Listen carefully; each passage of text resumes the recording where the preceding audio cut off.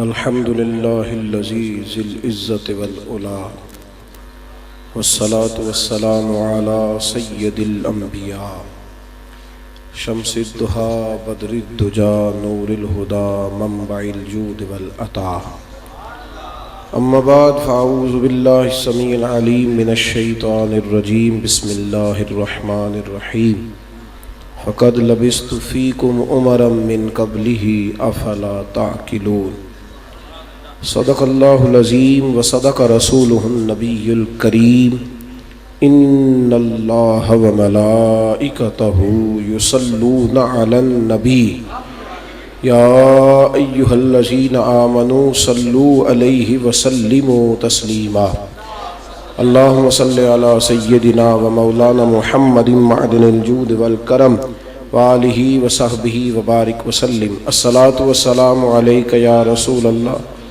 وعلى آلك وأصحابك يا سيدي يا حبيب الله. سارے حضرات درود شریف پڑھیے، سارے پڑھیے.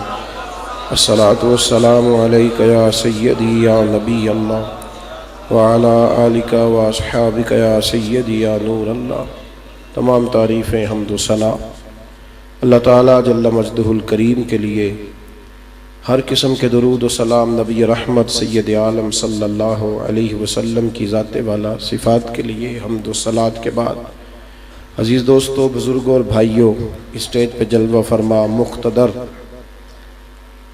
مشائخ عظام، علماء کرام، بالخصوص حضرت قبلہ الحاج الشیخ صاحبزادہ پیر سید حسنین فاروق شاہ صاحب قبلہ دامت برکاتہم العالیہ، حضرت صاحبزادہ اجلال شاہ صاحب، یہ بڑی پروقار اور بڑی پر رونق آپ حضرات کی تقریب ہے. یہ دعا فرمائیں اللہ تعالی ہم سب کو دین کے ساتھ اخلاص کی توفیق عطا فرمائے، اور اللہ تبارک و تعالی ان کوششوں کو، ان کاوشوں کو اپنی بارگاہ ناز میں شرف قبولیت عطا فرمائے. قریش مکہ نے نبی کریم علیہ السلام سے حضور کے نبی ہونے کی دلیل مانگی. وہ اپنے لوگ تھے، کوئی چچا تھا، کوئی ماموں تھا، کوئی قریبی تھا، بالکل اپنے لوگ تھے.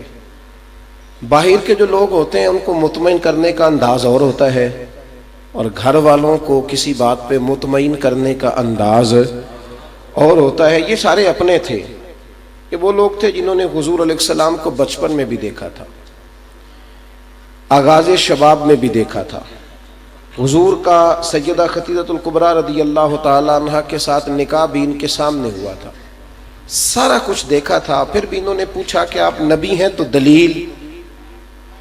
تو باقی سب لوگوں کو اللہ کے محبوب علیہ السلام نے معجزات دکھائے، لیکن جب اہل قریش نے اپنوں نے دلیل مانگی تو اللہ نے فرمایا محبوب ان سے کہیے، یہ قرآن مجید کی آیت ہے، کہا ان سے کہیے کہ میں باہر سے نہیں آیا. فقد لبثت فیکم عمرا من قبلہ، میں نے اس سے پہلے ساری عمر تمہارے درمیان ہی گزاری ہے. توجہ کریں جی میری بات پر، ادھر دیکھیں جی، اس کی ضرورت نہیں. میں نے عمر تمہارے درمیان گزاری ہے، میں کو باہر سے نہیں آیا. افلا تعقلون، کیا تمہیں عقل نہیں؟ تم سمجھتے نہیں؟ اتنے میلے گدلے معاشرے میں رہ کر اگر کوئی میری طرح کا سچا ہے تو دکھاؤ، اگر کوئی میری طرح کا دیانتدار ہے تو وہ دکھاؤ. اتنی خوبصورت جوانی، اور اس جوانی پر پھر تقوی کے سارے معیار جب پورے اتریں تو پھر مان لو کہ جو تمہارے بیچ رہے اور 40 سال عمر گزاری پھر بھی ہر داغ سے دور رہے تو یہ اللہ کے سچے رسول ہیں. نبی کریم علیہ السلام نے اپنی 40 سالہ حیات کو اپنی نبوت کی دلیل کے طور پر بیان فرمایا. دلیل کے طور پر دیکھیں، حضور رحمت للعالمین بھی ہیں، حضور حبیب اللہ بھی ہیں، امام الانبیاء بھی ہیں، سید الرسل بھی ہیں. ساری باتیں ہیں نا میرے بھائی، توجہ کرنا ذرا میری بات پر.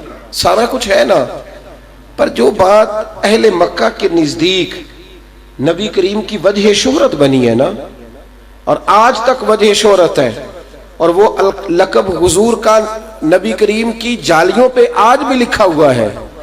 وہ نہ حبیب اللہ ہے، نہ رحمت للعالمین ہے، بلکہ جو چیز وجہ بن گئی اور ہر آدمی اس چیز کی وجہ سے محبوب کو پہچاننے لگا. توجہ کرنا ذرا میری بات پر. اللہ تعالیٰ آپ کو بہترین جزا عطا فرمائے. تو کہا جو چیز وجہ شہرت بنی نا، جس نے مقام دیکھیں نا، محبوب کی ہر شان ہی بڑی شان والی ہے، حضور کا ہر مرتبہ ہی بڑا اعلیٰ ہے، لیکن جو چیز وجہ شہرت بنی اور جس سے اپنے اور بیگانے پہچاننے لگے، وہ ہے میرے نبی پاک کا صادق اور امین ہونا. شہرت اس سے ہوئی کہ یہ وہ محبوب ہیں جو صادق، اور آج بھی اللہ تعالیٰ آپ سب کو گنبد خضرا کی زیارت نصیب فرمائے. اللہ ہمیں وہاں لے جائے اور پھر وہاں اللہ ہمیں ادب کے ساتھ رکھے. جو حضور کی جالیوں پہ کلمہ لکھا ہے نا، وہ ہے لا الہ الا اللہ المالک الحق المبین، اور آگے لکھا ہے محمد الرسول اللہ صادق الوعد الامین. محمد اللہ کے وہ رسول ہیں جو اپنے وعدوں کے بڑے ہی سچے ہیں اور اپنی بات کے بڑے ہی کھرے ہیں. یہ جو حضور کی سچائی تھی نا، سچائی کا ایک روب ہوتا ہے، سچائی کا ایک حسن ہوتا ہے، سچائی میں ایک وقار ہوتا ہے. معجزات، کمالات، یہ ساری چیزیں اعزاز ہیں، لیکن وہ چیز جس کو کوئی جھٹلا نہ سکا، جس پر کوئی کلام نہ کر سکا، جس پر کسی شخص نے کبھی کسی قسم کی کوئی بات نہ کی ہے، وہ میرے رسول پاک کا صادق اور امین ہونا، دیانتدار ہونا. میرے بھائی، دنیا میں غریب آدمی کمزور نہیں ہوتا، اس کا پھر بھی کچھ نہ کچھ اعتماد ہوتا ہے. جو آدمی دنیا میں جانا پہچانا نہیں نہ جاتا، اس کا بھی کچھ نہ کچھ اعتماد ہوتا ہے. دنیا میں سب سے کمزور وہ شخص ہوتا ہے جس پر اعتبار کوئی نہیں کرتا. وہ ایک ہمارے عزیز تھے، محلے دار تھے، تو وہ روز اپنے ابا کو کہتا تھا لڑکا کہ بس اگلے مہینے عمرے پہ بھیجنا ہے، اگلے مہینے عمرے پہ بھیجنا ہے. تو روز آپ کہیں گے شیر آ گیا تو پھر کون مانے گا؟ کچھ لوگوں کو شوق ہے جھوٹ بولنے کا، غلط بات کرنے کا، ہر وقت اپنی بڑائی بیان کرنے کا.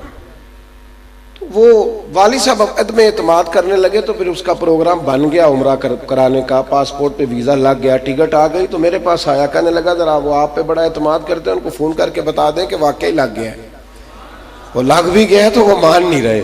یعنی بہت سارے لوگ ایسے ہیں کہ ان کی بیوی کہتی ہے کہ اصلی والی بات بتا، تیری میں کسی بات کا اعتبار نہیں کرتی، وہ جو اصل بات ہے نا وہ کر. یعنی اتنی زیادہ یہ بات عام ہو گئی، اور اب تو لوگوں نے جھوٹ کا نام ہی بدل دیا ہے. ختم ہو گئی بات. کہتے ہیں میں نے کوئی بہانہ کر دیا تھا. بہانہ نہیں ہوتا، سیدھا سیدھا کہیں کہ میں جھوٹ بولا کرتا ہوں، میں نے جھوٹ بول دیا تھا. 3 موبائل پکڑے میں، بڑے بڑے سیانے لوگ، تاجر بندے، 3 موبائل پکڑے، کسی کو کوئی داستان، کسی کو کوئی داستان. اور آپ یقین کریں عدم اعتماد پھیل گیا. عدم اعتماد ہمارا یہ جو مذہبی اسٹیج ہے، اس پر بھی بہت سارے لوگ وعدہ کرتے ہیں، پھر انہیں اپنا وعدہ نبھانا بھی چاہیے، انہیں چیزوں کا خیال کرنا چاہیے. اس لیے کہ آپ نے بات کر لی، آپ کو اس پر، ہمارے ایک بزرگ تھے تو ان سے کسی نے کہا حضرت آپ پہنچیں گے؟ فرمانے لگے اللہ نے چاہا زندہ ہوا تو انشاءاللہ پہنچ جاؤں گا. مجبوریاں انسانوں کے ساتھ ہوتی ہیں، وہ انسان کو کئی جگہوں پہ کمزور کرتی ہیں، لیکن عدم اعتماد کبھی پیدا نہ کریں. کوشش کریں صداقتے رہیں. میرے رسول کریم علیہ السلام کی یہ وہ والی شان ہے جس کا نبی پاک کے مخالف بھی اعلان فرمایا کرتے. نبی کریم کے نجاشی بادشاہ کے پاس جب مسلمان پہنچے نا، مسلمان جب پہنچے تو نجاشی بادشاہ نے مسلمانوں کی بات سنی، تو چونکہ سیانہ آدمی تھا، اس نے کہا فٹافٹ مجھے یقین نہیں کرنا چاہیے. اس نے کہا یار کوئی عرب کا تاجر یہاں مل جائے نا، تجارت کرنے آیا تو اسے لے کے آؤ. تو ابو سفیان آئے ہوئے تھے حبشہ میں، ان کو بلایا گیا. جناب ابو سفیان ابھی کلمہ نہیں پڑھتے تھے.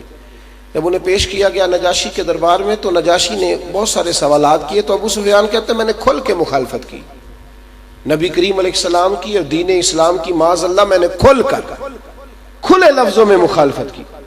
اور میں نے کہا جی انہوں نے معاذ اللہ فساد برپا کرا دیا ہے، بھائی کو بھائی سے لڑا دیا ہے. وہ کہتے ہیں کہ ہمارے بڑے سارے غلط تھے، گمراہ تھے، جو بتوں کو پوجتے تھے، تو میں نے جو مجھ سے بن سکتا تھا میں نے کیا. کہتے ہیں نجاشی سوال کرتے کرتے کہنے لگا یہ بتائیں کبھی انہوں نے جھوٹ بھی بولا ہے؟ کبھی جھوٹ بھی بولا ہے؟ خلاف واقعہ بات بھی کی ہے؟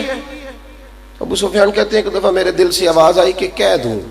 کہ بولا ہے. پھر میں نے کہا کہ یہ تو بات کہی بھی نہیں جا سکتی، اس لیے کہ کل زمانہ جانتا ہے کہ مصطفیٰ کی زبان سے جب بھی نکلتا ہے حق اور سچ ہی نکلتا ہے. تو یہ تو کہیں جا ہی نہیں نہ سکتی، یہ تو اس کو تو مانے گا ہی کوئی نہیں. دنیا سارا کچھ مان سکتی ہے پر وہ غلط جملہ کہیں یہ لوگ مان سکتے.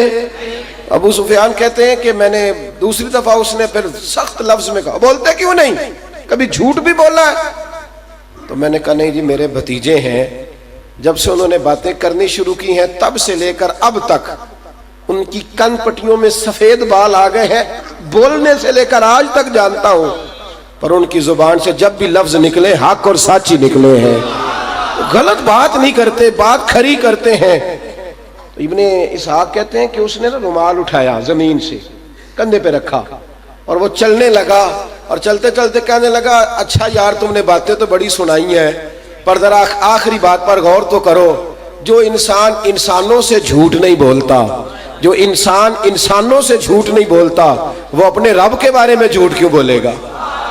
وہ یہ کیوں کہے گا کہ میں نبی ہوں حالانکہ وہ نہ ہو اگر معاذ اللہ؟ تو بھائی یہ جو صداقت ہے، یہ جو معاملات کی صفائی ہے، یہ اگر معیار بن جائے، یہ اگر کسی جگہ پہ یار کوئی تو ایسی جگہ ہو نا جہاں انسان کو کچھ لوگ کہیں کہ نہیں یار بندہ ٹھیک ہے، اور اگر ہر جگہ عدم اعتماد ہو، ہر جگہ آزمائش ہو، ہر جگہ پریشانی ہو، ہر جگہ لوگوں کا رویہ ایسا گھٹن والا ہو، اور ماحول کے اندر اتنی تنگی ہو کہ کوئی کسی پر اعتماد کرنے کو تیار ہی نہ ہو، زمانے میں اس قدر زیادہ ماحول گڑبڑ ہو جائے کہ لوگ کہیں یار پتہ نہیں کیا ہوگا، کس طرح ہوگا، کس طرح لوگ آگے بڑھیں گے، اس کو روکیں. میرے نبی کریم علیہ الصلوۃ والسلام نے سچائی کو بڑا پسند کرتے تھے. ترمذی میں حدیث ہے، حضور نے فرمایا جو سچ بول کے تجارت کرے نا، ہمیں نا کسی نے کان میں بتا دیا ہے کہ جھوٹ کے بغیر کام چلتا ہی نہیں، دکانداری جھوٹ کے بغیر چل ہی نہیں سکتی. یہ کسی نے کان میں بتا دیا اور پتہ نہیں وہ کون تھا، وہ بات ہی بڑی پکی ہو گئی ہے. کچھ یہ فتوے کچھ پیدل چلتے ہیں نا تو بڑے مشہور ہو جاتے ہیں. یعنی بڑے زمانے سے ایک فتویٰ چل رہا ہے کہ جو عمرہ کر لے اس پہ حج فرض ہو جاتا ہے. وہ پتہ نہیں ہم بھی سینکڑوں لوگوں کو بتا چکے ہیں لیکن ابھی تک لوگ ماننے کو تیار نہیں. ہر عمرہ کرنے والا یہ سوال پوچھتا ہے کسی نے کہہ دیا ہے کہ حج فرض ہو گیا. اس طرح کے بہت سارے مسائل ہیں. تو ایک مسئلہ یہ بھی کسی نے کان میں کہہ دیا کسی کے کہ جھوٹ کے بغیر کاروبار نہیں چلتا. ترمذی کے لفظ ہیں کتنے شاندار ہیں. میرے مصطفیٰ کریم صلی اللہ تعالی علیہ وسلم نے فرمایا جو تاجر سچ بول کے تجارت کرے گا اللہ اسے قیامت کے دن نبیوں کے ساتھ جگہ عطا فرمائے گا.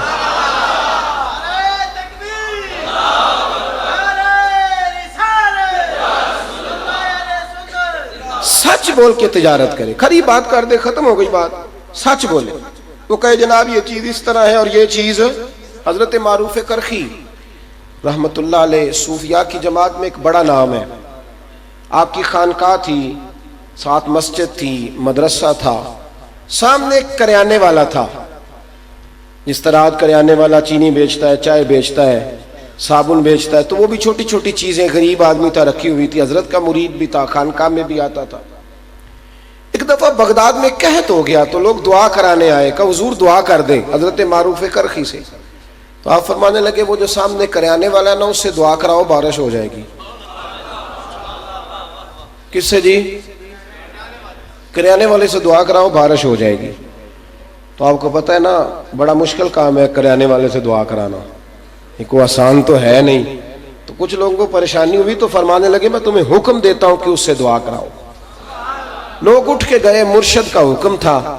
جا کر کے کہا میاں دعا کر دو. تو کہنے لگا یار میں تو ماڑا بندہ ہوں، مجھے تو لفظ بھی صحیح نہیں ادا کرنے آتے. کسی شاعر نے کہا تھا لفظ تاثیر سے بنتے ہیں تلفظ سے نہیں. اہل دل آج بھی ہیں اہل زباں سے آگے، اہل دل آج بھی ہیں اہل زباں سے آگے. کہا مجھے تو بھائی دعا ڈھب سے مانگنی نہیں آتی، تو وہ حضرت صاحب کے پاس جاؤ، وہ دعائیں کرتے ہیں، کراتے ہیں، اللہ قبول کرتا ہے. حضرت سے دعا کراؤ، میں بھی انہی سے کراتا ہوں. تو لوگوں نے کہا حضرت صاحب کے پاس ہی گئے تھے، انہوں نے تیرے پاس بھیجا ہے. کہنے لگا اچھا میرے مرشد کا حکم ہے. آج کل تو لوگ مرشدوں کی باتوں پر صرف بحث ہی کرتے ہیں، عمل تو کم ہی کرتے ہیں نا جی. بحث ہوتی ہے کہ یہ کیسے ہو سکتا ہے، یہ کیوں کر. کہا حضرت کا حکم ہے. کہا تو اس نے نا دکاندار نے ہاتھ اٹھائے، کہا اللہ مجھے تو اندر والی بات کا پتہ کوئی نہیں، یہ گئے تھے حضرت کے پاس، انہوں نے میرے پاس بھیج دیا ہے، یہ کہتے ہیں آپ دعا کریں تو بارش ہو جائے گی، تو یا اللہ تو بڑا کریم ہے، عطا کر دے نا بارش۔ لوگ کہتے ہیں کہ ابھی اس کے جملے مکمل نہیں ہوئے تھے، کالی گھٹائیں آئیں، بارش نے برسنا شروع کر دیا، تیز بارش برسی، چل تھل ہو گیا، لوگوں نے پانی سنبھال بھی لیا، سٹاک بھی کر لیا، حوض کنویں ہر چیز میں پانی لوگوں نے سنبھالنا شروع کیا۔ بہت سارے لوگ تو نکل گئے جو اہل درد تھے، اہل بصیرت تھے، وہ حضرت معروف کرخی کی بارگاہ میں آئے، کہا حضور سمجھ نہیں آئی، ہمارے ساتھ ہی رہا کرتا تھا، ہمارے ساتھ ہی پڑھا ہے، اسی محلے کا ہے، 5 وقت ہمارے ساتھ ہی نماز پڑھتا ہے، نہ کوئی کرامت ہے، نہ کوئی تہجد ہے، نہ کوئی اتنا لمبا چڑا معاملہ ہے، کوئی علیحدہ سے آتا ہے یہ یہاں خانقاہ میں، کوئی خاص بات؟ تو حضرت فرمانے لگے بہت بڑی خاص بات ہے۔ کہا وہ کیا؟ فرمانے لگے 30 سال سے میرے سامنے دکان کر رہا ہے، سودا جب بھی تولتا ہے پورا تولتا ہے، دکان کر رہا ہے پر اللہ سے ڈر کے کر رہا ہے۔ فرمایا جس کو 30 سال ہو گئے رب کے حکم سے دائیں بائیں نہیں ہوا، وہ جب ہاتھ اٹھا کے دعا کرتا ہے تو اللہ اس کے ہاتھوں کو خالی نہیں لوٹایا کرتا۔ میرے بھائی اس بات کو سمجھے، سچا تاجر، کھرا تاجر، سچ بولنے والے لوگ، کھری بات کرنے والے لوگ، سچائیوں کا سفر کرنے والے لوگ، وہ کمزور نہیں پڑتے، اپنی زندگی میں کچھ چیزوں کو لاگو کریں۔ حضرت رومی فرمایا کرتے تھے جھوٹ بول کر جیتنے سے بہتر ہے تو سچ بول کے ہار جا، جتن جتن ہر کوئی کھیڑے تو ہارن کھیڑ فقیرہ، جتن دا مول کوڈی پہندئی ہارن دا مول ہیرا، تو ہار جا، ختم ہو گئی بات سچی، بات کھری۔ اور حضور نے پتہ اس کا پیرا کتنا دیا، صحیح بخاری صحیح مسلم میں حدیث ہے۔ اب تو آپ کو پتہ ہے کہ جس کی کرامت ہوتی ہے وہ فیس بک پہ بھی دیتا ہے، جڑے محرم راز حقیقت دے او تے راز حقیقت کھول دے نہیں، اے جنہ ویکھیا نہیں او کرن گلاں، جنہ ویکھ لیا او تے بول دے ہی نہیں، جنہ ویکھ لیا او تے بول دے نہیں۔ کرامت کوئی بزرگوں کی ہوتی تھی تو وہ کہتے تھے میری زندگی میں نہ بتانا، اب لوگ کہتے ہیں کہ دوسرے کو بھی جا کے بتانا تاکہ کمپنی کی مشہوری اچھی ہو جائے، دوسرے کو بھی بتانا، یعنی کرامت ہوئی ہے تو اس کو فیس بک پہ۔ یہ کس طرح کی طریقت ہے کہ آپ اپنا آپ ثابت کر رہے ہیں، آپ اپنا آپ ثابت کر رہے ہیں؟ سمجھے چیزوں کو میرے بھائی۔ نبی کریم علیہ السلام نے کس قدر سچائی کو محفوظ کیا اور سچائی کی پہرے داری کو کتنا ضروری سمجھا۔ بخاری مسلم، میری طرف دیکھیں جی، اللہ تعالیٰ آپ کو جزا، میں تو آپ سے بات کر رہا ہوں، نبی کریم علیہ السلام نے کس قدر اسے ضروری جانا۔ صحیح بخاری صحیح مسلم میں روایت ہے، حضور کے سب سے چھوٹے صاحبزادے حضرت ابراہیم، ان کا وصال ہو گیا۔ حضرت انس بن مالک فرماتے ہیں جب شہزادے حضور سے بچھڑے تو میں نے حضور کی آنکھوں میں آنسو دیکھے، میں نے عرض کی یا رسول اللہ آپ تو صبر کا حکم دیتے ہیں، تو محبوب نے فرمایا دل میرا ٹوٹا ہے، آنکھیں میری رو رہی ہیں، پر میں زبان سے وہی کہوں گا جو جس پر میرا رب راضی ہوتا ہے، میں اس کی رضا پہ راضی ہوں۔ تو جس دن حضرت ابراہیم کا وصال ہوا نا، سورج گرہن ہو گیا، سورج کو گرہن ہو گیا۔ کچھ لوگوں نے مدینہ منورہ میں یہ بات پھیلا دی کہ چونکہ آج حضور کے صاحبزادے کا وصال ہوا ہے، آج حضور کے صاحبزادے سب سے چھوٹے وصال کر گئے، تو غم کی وجہ سے سورج بھی پریشان ہے۔ میرے نبی کریم منبر پر بیٹھے اور حضور نے فرمایا تھی یہ سورج گرہن کا تعلق کسی کے جانے آنے سے نہیں، یہ تو اللہ کی قدرت کا نتیجہ ہے۔ کوئی شخص یہ بات گھڑ کے بیان نہ کرے کہ میرا بیٹا گیا ہے تو سورج گرہن ہوا ہے، یہ تو رب کی قدرت ہے۔ جب اس طرح کے معاملات ہو تو توبہ کیا کرو، نماز پڑھا کرو، استغفار کیا کرو۔ اب یہاں کوئی ہلکی سی بھی بات ہوتی ہے تو لوگ اشارتاً کنایتاً بھی کچھ ہو جائے تو کہتے ہیں برکت سے ہوا ہے، فلانے کی وجہ سے ہوا ہے۔ بھائی سچائیوں کو محفوظ کرنا، سچ کا ساتھ دینا، سچ کی پہرے داری کرنا۔ حضور صلی اللہ تعالیٰ علیہ وسلم جب بدر میں تشریف لے گئے تو 2 صحابی بڑے جنگجو تھے، سپہ سالار تھے۔ آپ کو پتہ ہے بدر میں بڑی ضرورت تھی مسلمانوں کو، ایک ایک شخص کی ضرورت تھی، ایک ایک آدمی کی۔ تو یہ 2 دلیر صحابہ، گھوڑ سوار، نیزہ باز، بڑی زبردست تلوار چلانے کے ماہر، یہ نہ کہیں سے آ رہے تھے، تو انہیں مدینے آ کے پتہ چلا کہ نبی کریم علیہ السلام تو میدان بدر تک پہنچ گئے۔ طبرانی میں یہ روایت بالتفصیل ہے، اگرچہ بخاری مسلم میں بھی ہے پر یہاں ذرا ڈیٹیل زیادہ ہے۔ فرماتے ہیں کہ جب خبر ملی نا کہ نبی کریم علیہ السلام تو بدر میں ہیں، تو یہ دونوں تلواریں لے کے پہنچے۔ جب بدر میں گئے نا تو پہلی ملاقات ابو جہل سے ہو گئی۔ ابو جہل نے روک لیا، کدھر جا رہے ہو؟ تو کہا جی ہم تو، آپ نے کیوں روکا ہے؟ تو ابو جہل کہنے لگا تم مجھے پتہ ہے بڑے دلیر ہو، تم جا رہے ہو نبی کریم علیہ السلام کے ساتھ تعاون کرو گے جنگ میں۔ ایک صحابی نے نا دوسرے کو آنکھ ماری، ادھر دیکھیں جی میری طرف، اللہ تعالیٰ آپ کو جزائے خیر عطا فرمائے۔ ایک نے دوسرے کو اشارہ کیا، اس نے کہا جی نہیں ہم جنگ نہیں لڑیں گے، ہم تو صرف زیارت کرنے جا رہے ہیں، جنگ تھوڑی کریں گے، ہم نہیں ساتھ لڑیں گے، زیارت کرنے جا رہے ہیں۔ ابو جہل کہنے لگا اہل عرب والا وعدہ ہے نا تمہارا، اہل عرب والا وعدہ ہے نا، تم جا رہے ہو نا صرف۔ اب جنگ میں آپ کو پتہ ہے جنگی تدبیر بھی ہوتی ہے، جنگی تدبیر بھی کرنا جنگ میں درست ہے۔ کوئی ایسی حکمت آپ اختیار کریں، جیسے امام قاسم بن حسن نے میدان کربلا میں اپنے مخالف سے کہا کہ گھوڑے کی لگام تو صحیح باندھا کر، اور واقعی اس کی ٹوٹی ہوئی تھی۔ وہ جب لگام نیچے کرنے کے لیے جھکا تو آپ نے اللہ اکبر کہہ کے گردن کاٹ دی۔ تو جنگی تدبیر ہوتی ہے جنگ کے اندر، وہ کی جا سکتی ہے۔ تو کہا کہ بھائی ہم تو صرف جا رہے ہیں حضور کی زیارت کے لیے۔ یہ کہہ کے وہاں سے نکلے، جب حضور علیہ السلام کی بارگاہ تک پہنچے نا تو آتے انہوں نے اپنے لفظوں میں بات بیان کی۔ جو آدمی آپ سے ملے گا نا وہ جو بات کرے گا اپنے لفظوں میں، خیر ہمارے زمانے میں تو صرف لفظوں میں بیان نہیں ہوتی، سامنے والے پہ لوگ مسلط بھی کرتے ہیں، کہتے ہیں تو بھی ایسے ہی مان جیسے میں منوا رہا ہوں، مان بھی ایسے ہی، زبردستی بھی کرتے ہیں اللہ ماشاءاللہ۔ تو کہتے ہیں کہ اپنے لفظوں میں نے جا کے کہا، میں نے کہا حضور وہ رستے میں ہمیں ابو جہل مل گیا تھا اور اس نے ہمیں کہا کہ تم نہیں جا سکتے، تم جا کے جنگ لڑو گے۔ تو یا رسول اللہ صلی اللہ علیہ وسلم پھر ہم نے جنگی تدبیر کی، حکمت عملی، ہم نے اس سے کہا کہ ہم نہیں جنگ لڑیں گے، ہم تو زیارت کے لیے جا رہے ہیں۔ پر یا رسول اللہ ہم نے تو لڑنا ہے نا، کافر کا تو گلا کاٹنا ہے نا حضور، ہم تو آئے اس لیے ہیں۔ حضور جنگی تدبیر کی۔ میرے محبوب نے بات سنی، آنکھیں جھکائیں، فرمایا جنگی تدبیر نہیں بھئی، تم وعدہ کر کے آئے ہو، تم وعدہ کر کے آئے ہو، اب تم جنگ نہیں لڑو گے، تم بیٹھو۔ ایک صحابی کہنے لگے حضور وہ تو کافر تھا، کافر سے وعدہ کیا ہے۔ تو میرے مصطفیٰ کریم نے آنکھیں کھول کے فرمایا کیا کافر سے ہے، کیا تو ایک مومن نے ہے نا۔ ابو جہل دشمن ہے، بے ایمان ہے، غدار ہے، پر جس نے وعدہ کیا وہ تو مومن ہے نا۔ مومن اپنے وعدے کا خیال کرے گا، سچ بولے گا، کھری بات کرے گا۔ یہ ہمارے سٹیج پہ نا کئی دفعہ بڑی تعریفیں ہوتی ہیں، ایک صاحب یہ جی انتظامیہ والے اشاروں سے بھی بات کر لے تو ان کی مہربانی ہے، اللہ جزائے خیر دے۔ تو وہ ہمارے سٹیج پہ نا کئی دفعہ وہ لقب کسی اور کا بھی ہوتا ہے، تو اب آپ کو پتہ ہے نقیب محفل پہ بھی ہمارا پریشر ہوتا ہے کہ وہ صحیح نام نہ لے تو نقیب صاحب خطیب صاحب بگڑ بھی جاتے ہیں کئی دفعہ، انہیں پتہ ہی نہیں گل کے نہیں کرنی ہے۔ تو اس نام پہ نا، چھوٹے سے نام پہ کئی دفعہ نا 1.5-2 من وزن القابات کا ڈال دیا جاتا ہے، اندر سے نام نکالنا ہی مشکل ہو جاتا ہے کہ اصل میں یہ کہنا کیا چاہ رہے ہیں۔ اتنی لمبی چوڑی تعریفیں۔ ایک جگہ پہ میں نے ایسے ہی ایک شخص کو بڑی تعریف کرتے سنا، اور پھر اسٹیج سے نیچے اتر کے اسی شخص کے بارے میں ایک کمزور جملہ کہتے سنا۔ میں نے اس کا بازو تھاما، میں نے کہا ایک حدیث یاد کر لو جس کو کبھی نہ بھولنا، فائدہ دے گی۔ کون سی؟ میرے مصطفیٰ کریم نے فرمایا، میرے رسول کریم نے فرمایا، محبوب نے فرمایا زندگی میں جب کسی کی تعریف کر لو تو پھر دوبارہ توہین نہ کرنا۔ یہ مسلمان کی زبان ہے، مسلمان کی۔ یہ کیا بات ہوئی کہ وہاں تو کچھ کہہ رہا تھا اور نیچے اتر کے تو کچھ اور کہہ رہا تھا۔ اس محفل کے بارے میں نا کچھ تھوڑی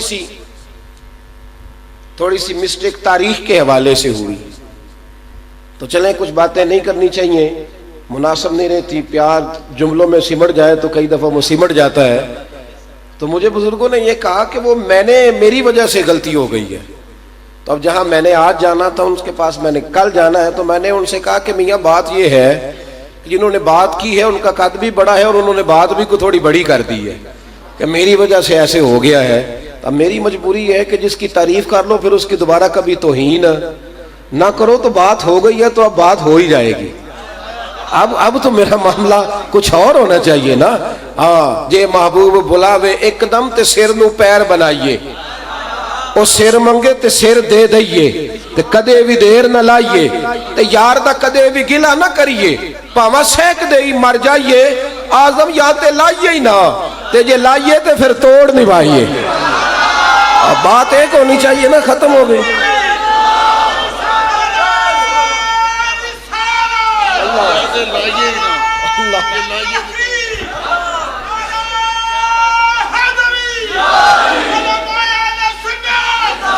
اللہ تعالیٰ آپ کو جزائے خیر دے میری بات پہ تھوڑا غور فرمائے پھر کہتا ہوں مرحوم اعظم چشتی نے کہا تھا جے محبوب بلاوے ایک دم پھر سر نو پیر بنائیے جو سر منگے تے سر دے دئیے کدے بھی دیر نہ لائیے تو یار دا کدے بھی گلا نہ کریے پاما سیک دے ہی مر جائیے آزم یہاں تے لائیے ہی نہ تے جے لائیے تے پھر توڑ نبھائیے پھر کچی کچی پل پلی جب تعریف کر جولی بات ختم ہو گئی ایک دفعہ بات ہو گئی تو لہذا پھر ہو گئی معاملہ ختم ہو گیا میرے عزیز آپ نے غور کرنا ہے میری بات پہ کیا عرض کر رہا ہوں کبھی کبھی ایسا ہوتا ہے کہ سچ بولنے کے لیے آپ دوراہے پہ بھی کھڑے ہوتے ہیں مشکل ہوتا ہے وہاں سچ مشکل ہوتا ہے ابن حشام میں آپ کو روایت ملے گی جناب صدیق اکبر کی بیٹی صدیق اکبر رضی اللہ تعالیٰ عنہ حضرت صدیق اکبر کی صاحبزادی حضرت اسماء بنت ابی بکر رضی اللہ تعالیٰ عنہ حضرت اسماء بنت ابی بکر ایک پورا الگ عنوان ہے جناب اسماء کا پورا الگ میں نے الحمدللہ ان کی سیرت ساری جمع کر دی انشاءاللہ کسی وقت شائع کریں گے حضرت اسماء بنت ابی بکر صدیق رضی اللہ تعالیٰ عنہ کہتی ہیں کہ نبی کریم علیہ السلام کو جب میرے ابا جی حضرت ابو بکر لے کے چلے گئے نا غار ثور میں تو میری ڈیوٹی لگائی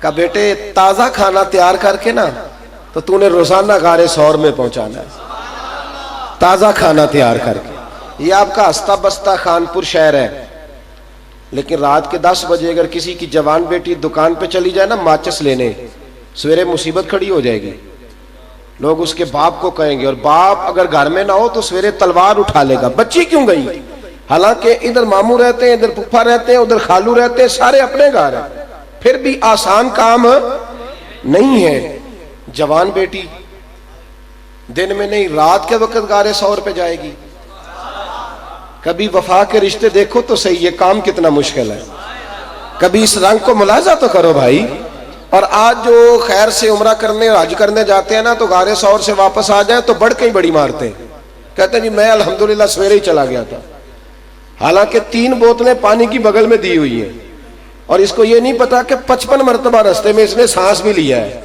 پھر بھی آ کے ڈنگے مارتے ہیں جی میں جی وہ چڑھ گیا جی اوپر اللہ کے فضل سے میں وہاں گیا تھا جی اور دن میں جاتے ہیں دن میں لوگ جاتے ہیں اور صبح فجر کے وقت جاتے ہیں کہتے ہیں جی بڑا مشکل ہے شام کو نہیں جا سکتے اور اب رستے بن گئے ایک باقاعدہ رستہ بن گیا چلیں جیسا بھی ہے مکمل تو نہیں لیکن الحمدللہ بن گیا حضرت اسماء کی ڈیوٹی تھی کہ بیٹے تو نے آنا ہے اور رات کو آنا ہے اور جب دنیا پوری طرح سو جائے تو تب آنا ہے تازی روٹی پکا کے لانی ہے اور یارو کتنا ہے یہ مشکل کام کتنا کٹھن اور کتنا اوکھا مسئلہ ہے رسول اللہ اس کے وفا نبھانا جے تو چڑھیا اتے دار بھی نہیں جے تو وکیا عشق بازار بھی نہیں ایڈا سستا سودا یار بھی نہیں ایڈا سوکھا لبدا یار بھی نہیں کئی جنگل گانے پیندے نے کئی دوزخ لنگنے پیندے نے جی اویس ملوں بھی مل جاوے ایدو سستا ہور بپار بھی نہیں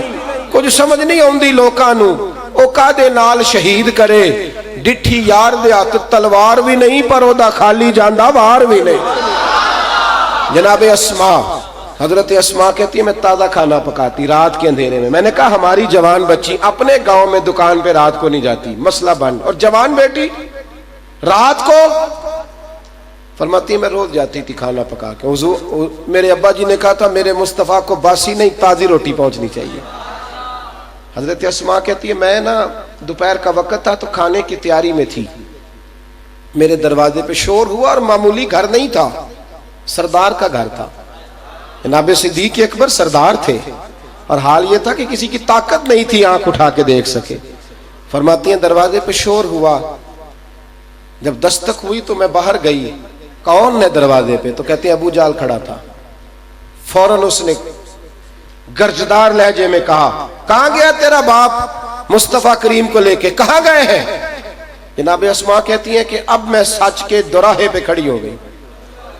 अगर कहती हूं कि मुझे पता है तो मेरा इश्क गवारा नहीं करता, अगर ये कहती हूं कि मुझे पता नहीं तो ये झूठ है, ये मेरे नबी को पसंद नहीं। अब कहां जाऊं, अब क्या करूं? चौक है मक्के का, बहुत सारे लोग खड़े हैं। और आप फरमाती है मैं तने तनहा औरत, मामूली आदमी नहीं, सरदार की बेटी हूं, लेकिन आज अंदाज ये है कि मेरे दरवाजे पर मुजरिमों की तरह लोग खड़े हैं, जैसे किसी मुजरिम के यहां आए हो। फरमाती है मेरे पास 1-1.5 मिनट था फैसला करने के लिए कि झूठ बोलकर मैंने इसको बचाना है या सच कह के मुश्किल में पड़ना है। फरमाती है उसने दोबारा कहा और पहले से ज्यादा जोर से बोला, अस्मा बताती क्यों नहीं, कहां गए तेरे वालिद हुजूर को लेकर? जनाब अस्मा कहती हैं बस फिर मैंने फैसला कर लिया, हुजूर की वफा भी बचानी है और नबी पाक का हुक्म भी बचाना है।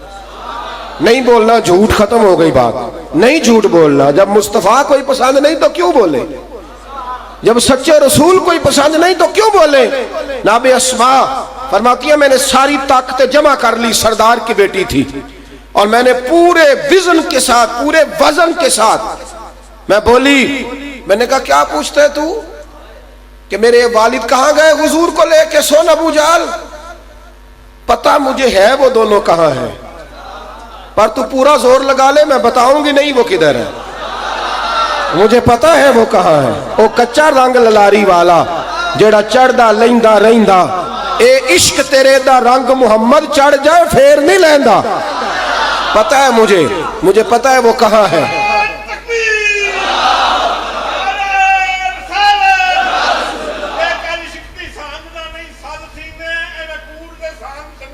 वाह वाह वाह वाह।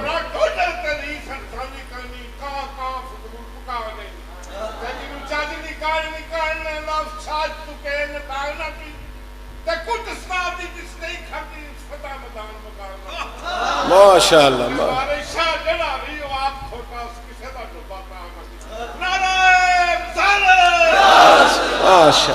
जनाब अस्मा कहने लगी पता मुझे है वो दोनों कहां हैं, पर मैं तुझे बताऊंगी नहीं। मेरी बात की समझ आ रही है आप हजरात को? मैं बताऊंगी नहीं। अब इतने बड़े सरदार के मुंह पे इतना बड़ा सच, इतने बड़े झूठे के सामने इतना बड़ा सच, इतने बड़े बेईमान के सामने इतनी बड़ी दयानतदारी। हजरत अस्मा कहने लगी जा जो होता है कर ले, पता है मुझे वो दोनों कहां है, पर जुर्रत है तो पूछ के बता।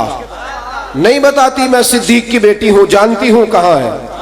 अब जब लोग बुज़दिल हो जाते हैं ना तो फिर दलील से बात नहीं बनती तो फिर ज्यादती करते हैं, फिर हाथ चलाते हैं। उसने ना एक थप्पड़ मारा जनाब अस्मा, एक थप्पड़ गुस्से में, बड़ा ही मुश्किल काम है। फरमाती है मेरे कान में बाली थी, मैं पत्थर पर गिरी, मेरा कान फट गया, खून निकला। लोगों ने अबू जाल को पकड़ा, शर्म कर तू, औरतों के मुंह लगता है, हमारा तो शेवा नहीं है अहले अरब का। उसको पकड़ के ले गए। हजरत अस्मा कहती हैं उसी तरह उठी, खून साफ किया, अपने चेहरे पर मैंने कपड़ा बांधा, फिर रोटी पकाई। कभी रोती थी, कभी आटा गूंथती थी, कभी आंसू बहाती थी, कभी रोटियां पकाती थी। कहती खोल के, मेरा वो घराना था किसी की ताकत ही नहीं थी आंख उठा के देखे, पर मार खाई है, ऐसे वैसे नहीं खाई, किसी के लिए खाई है। हजरत अस्मा फरमाती है तैयारी करके, चेहरा लपेट के, रोटी पका के, फिर मैंने कई दफा देखा जब दुनिया सो गई तो मैं गारे सौर में गई।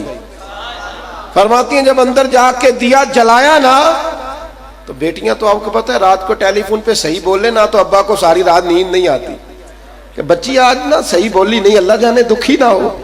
जब अंदर दाखिल हुई तो चेहरा छुपाया हुआ था। हजरत अबू बकर बोले बेटे क्या हुआ? कुछ नहीं अब्बा जी, वो खाना का है। बेटे बात ना बदल, बता मामला क्या है?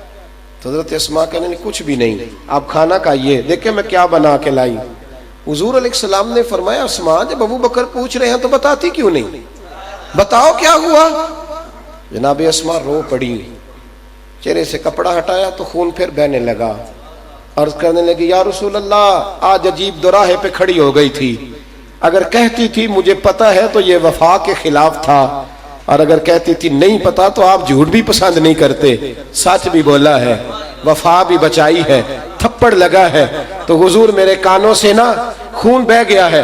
نبی رحمت علیہ السلام نے جب بات سنی تو قربان جائے حضور کی آنکھوں میں بھی آنسو آ گئے، محبوب بھی روئے، اور رو کر میرے کریم رسول نے فرمایا، ہاتھ اٹھائے حضور نے اور محبوب فرمانے لگے، اے اللہ میں ابو بکر سے راضی ہوں، تو بھی ابو بکر سے راضی ہو جا۔ دیکھو اس قدر زیادہ عجیب معاملہ ہو گیا ہے، اس قدر زیادہ عجیب معاملہ ہو گیا۔ اللہ تعالیٰ آپ کو جزا دے جی، بیٹھیں یہ پیسوں والے سنگی اپنی اپنی جگہ پہ بیٹھیں، میری بات سنیں۔ دیکھیں اگر ہم اپنی زندگی میں سچ نہیں بولیں گے تو ہمارے رشتے ایک دوسرے کے ساتھ کمزور ہو جائیں گے۔ میں نے گزارش کی کہ آپ تشریف رکھیں، اللہ تعالیٰ آپ کو برکت دے، سلامت رکھیں۔ رشتوں میں کمزوری آئے گی، طبیعتیں کمزور پڑیں گی۔ یہ جو سچائیاں ہوتی ہیں نا، سچائیاں رشتوں کو مضبوط کرتی ہیں۔ ہم نا جھوٹ بول کر بہت سارے رشتے بناتے ہیں، جھوٹ بول کر۔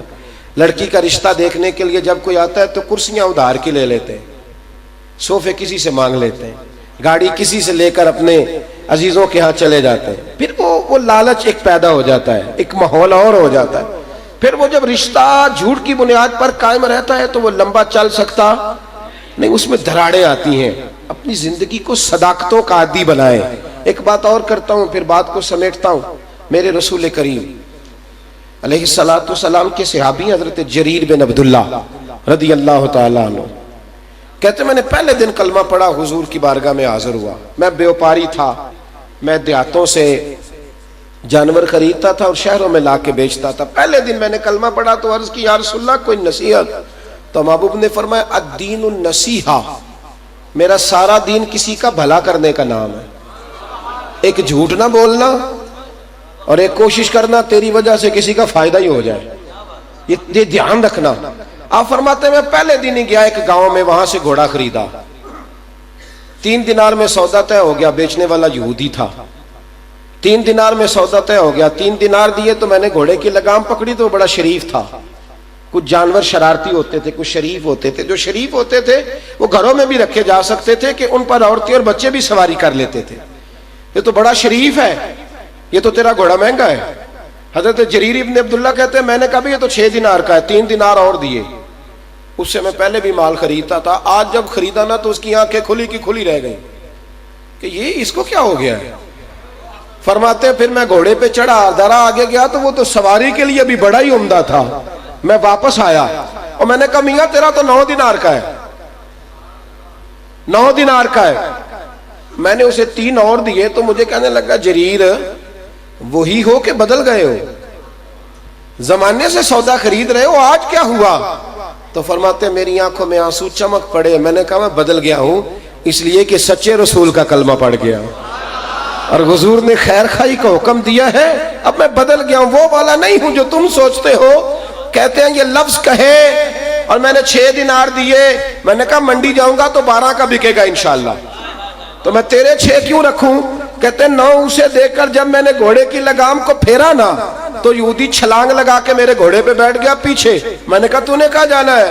کہنے لگا مجھے بھی سچے نبی کی بارگاہ میں لے چل، لے چل مجھے بھی حضور کی بارگاہ میں۔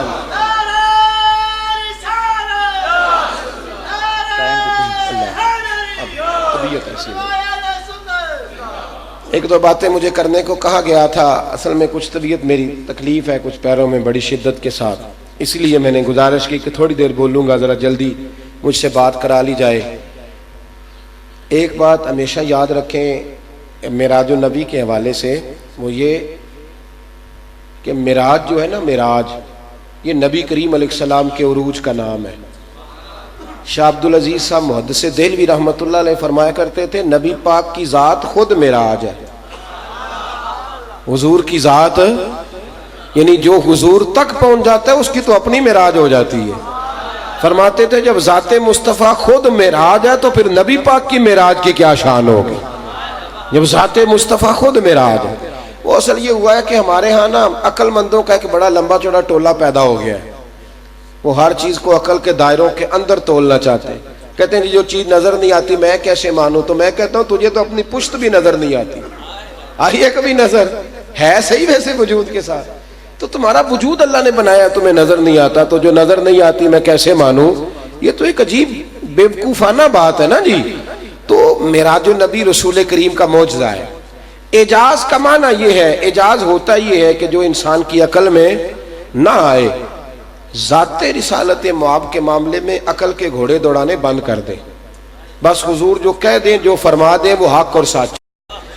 کلمہ پڑھنے والے کو اس پر دلیلوں کی ضرورت نہیں ہوتی، وہ حق اور سچ ہے۔ بس ہم نہ چیزوں کو بدل دیتے ہیں۔ معراج شریف کو بحث کا موضوع بنا دیا، شب برات آئی تو پٹاخے چلا لیے، یعنی ہر چیز کا عنوان نہ بدل دیتے، اصل رنگ نہیں قائم رہنے دیتے۔